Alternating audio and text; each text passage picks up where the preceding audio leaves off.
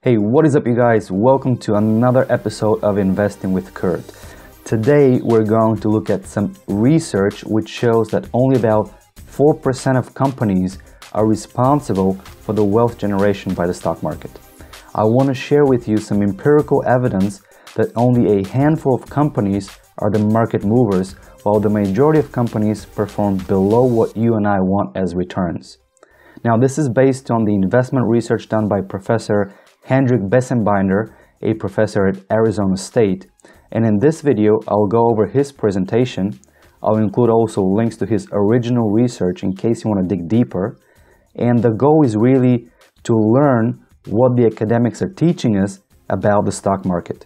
This will help us, I hope, have an understanding and build a strategy for investing. Now, a lot of this research, it's quite technical. It has a lot of numbers, a lot of formulas, but I'm going to try to make it less boring for you and give you just the insights.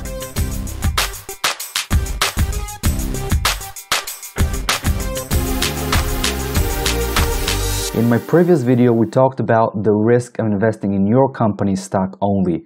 That is, if you've got options, if you're offered RSUs, or if you have an employee stock purchase plan. It is closely related to today's video, and in fact, if you haven't seen the previous episode, pause this one and go back and watch it. I think you're going to find it very insightful.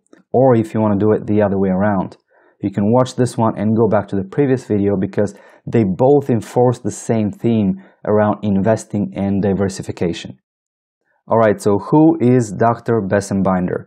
Now, if you go to his page of the School of Business of Arizona State, you can find a lot of information about Professor Bessembinder. A lot of his research interests evolve around trading, trading strategies, and the costs associated, stock markets, energy markets, bond markets, international finance. So all of his publications evolve around those topics. And in today's video, what I felt compelled to share with you is one of his papers from 2018, namely, Do Stocks Outperform Treasury Bills? This has been published in the Journal of Financial Economics, but also this research has progressed to even include, how are the stock markets performing on a global level when we talk about treasury bills returns versus stock market returns. So we're going to talk all about this in this episode. And if you want to find out more about the research of Professor Bessembinder, you can also find a lot of his papers published in this website, the SSRN website, where he's got about 41 publications.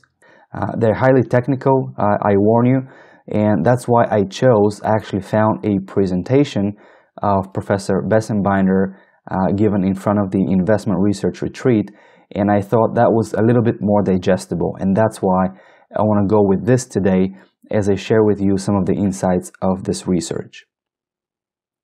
Alright, so jumping in immediately into the paper and why he actually titled it, Do Stocks Outperform Treasury Bills? He practically is trying to say with the title, are stocks giving you better performance than the marginal 2 to 3% you would get otherwise with treasury bills or bonds even? And his findings really are summarized in these 4 bullets here, which in layman's terms, let me kind of break it down for you. Basically, what he's saying is that a few of the stocks have very large returns. In fact, most US stocks have negative returns.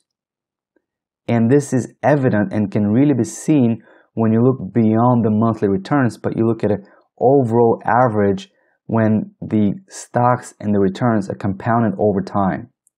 In other words, if you're trying to pick out the winning companies, you're more likely to pick a company which gives you negative return than to pick out the winner, because only a few of the stocks are giving you the market return. And if we scroll down here, he's got all the charts and all the evidence to support these statements, and they're basically the backbone of his research. And here, for example, in slide 10, he gives us the lifetime wealth creation of the top 20 stocks. And you'll see that those are the Exxon, the Apple, Microsoft, GE. But if we go a little bit further down past these slides, you'll see probably the most important slide of his research. So he talks about his findings around wealth creation from the stock market. So where is that wealth creation concentrated? And these 3 bullets are absolutely critical to digest and understand. So in the first one, he says, all of the dollar wealth creation in the public U.S. stock market since 1926 can be attributed to slightly more than 4% of the stocks. And over half the value creation can be attributed to 0.36% of the stocks. Alright, so that basically means that your highest gains, your biggest winners are only 4% of the companies. And then over half of the value is attributed to 0.36% of the stocks. So the rest is really performing below par, or they're really giving you even negative returns. So the next bullet, he says, another 38% of the stocks created wealth, but only enough to offset the value destruction of the remaining 58%. Now let's think about that. That basically says 58% of the stocks are giving you negative gains. And to negate these negative gains, 38% of the stocks are actually mitigating that loss.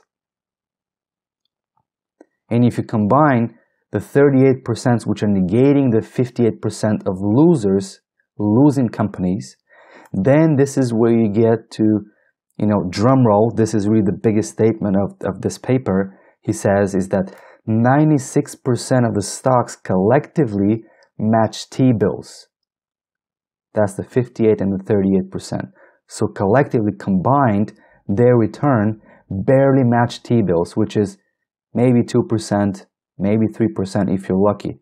So that barely keeps up with inflation. And since people invest in stocks because they want to gain better value than simply owning bonds or keeping up with inflation, then only 4% did better than that and created the wealth equal to the overall market. Now, Professor Bessembinder also extends his research to the global stocks because he was so intrigued by this behavior of the US stock market that he felt that it's really important to also look at stocks which are outside of the US. Do they exhibit that same behavior? So he looked at over 62,000 stocks from November of 1990 to 2018. So this is a little bit of a more recent research. And he has found actually similar trends. In fact, if we go to his paper published in July of 2019, and this is, again, the paper is still titled in a similar way, but he says, do global stocks outperform US Treasury bills? All right, and the paper is published fairly recently, basically last summer. And in the abstract, I'll just focus your attention to one of the last sentences of the abstract because that really gives it away. It tells you what the research found. He says that outside of the US, less than 1% of firms account for the 16 trillion of net wealth creation. In the US, only about 4% are the winning stocks. But globally, if you look outside of the US, it's 1% of the stocks. How about that? So how can you pick the top 1% of the stocks from those global companies? I think that's really hard, and I think that's absolutely important finding of his research. So this is why when we talk about stock picking and trying to match the market returns and things like that, it becomes really, really difficult. Now he provides us with additional charts and obviously some details about what he has in terms of the global stocks, what he's looked at returns of, excluding US, developed world, Europe, Asia Pacific, developing markets. And he's basically came up with that conclusion because it's really the top 1% of the companies that are giving you the performance. And if you're focused on wealth creation, you have to be able to pick out that 1%. Or alternatively, as I like to say, don't look for the needle in the haystack, buy the whole haystack.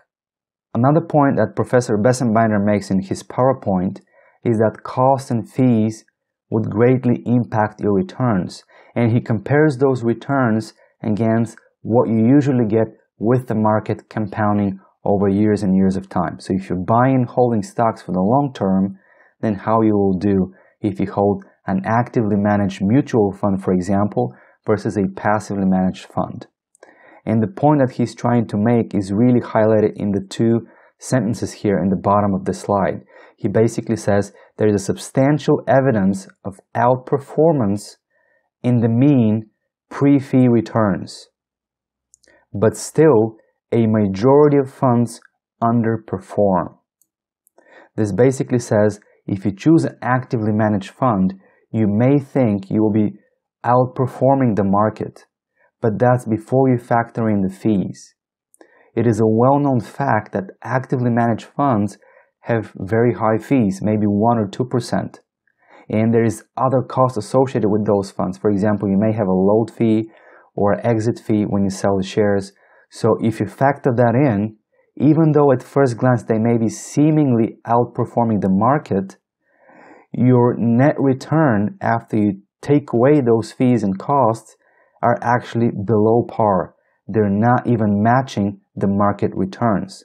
So he's hinting here is that if you want to own the market, if you want to hold the whole haystack and hope for returns of 6, 7, 8%, then active funds are not going to give you that return due to the cost associated.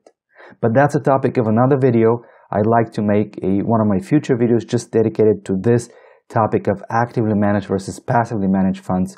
So stay tuned for that in a future episode.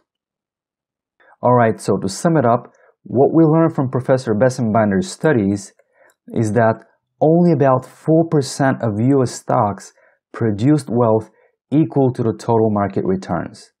This is why if we want to get the total market returns, it would be easier potentially to invest in a total market fund as opposed to picking out those 4% of the winning stocks, because that will give us diversification, it will give us simplicity, and if these are not actively managed but passively managed index funds, then we're able to get the total market return, which on average is 6, 7, or 8%. The second point that he outlines is that outside the US, only 1% of the stocks are responsible for the wealth creation of global investors. So if 4% of winning stocks was a hard job for you to do in the US, then imagine if you're an international investor investing in the global stock market, what are the odds of you picking out the top 1% of the stocks? And the third point that came out of Professor Bessembinder's research is that for regular investors, broad diversification is absolutely a must, because only through broad diversification you're able to get the market returns, because the majority of the stocks, as we saw, they're basically offsetting the loss of an even bigger chunk of the stocks. Alright, I hope you found this video insightful. I will have all the links and all the material mentioned in this episode as part of the video description of this video, and namely I'm going to put the links for the 2018 paper of Professor Bessembinder. I'll give you his 2019 work on the global stocks, as well as the presentation that we looked in today in greater detail, and obviously his page, so you can refer to some of his research and dig deeper if you wanted to. Now, if you found this video interesting and useful, please share it with friends and other people that may be interested in this topic. If you're new to the channel, by the way, thank you for subscribing, and don't forget to hit the notification bell, because this will let you know when I post more videos like this one. By the way, be on the lookout for future episodes. I'm working on topics such as active versus passive investing, peer-to-peer investing, cryptocurrencies, and as usual, don't forget to like the videos, smash the like button for this video because this helps, and if you've got any preference or any questions, feel free to put them down in the comment section. I try to read all the comments and answer as soon as I can. So that is all for today. I'll talk to you in the next one.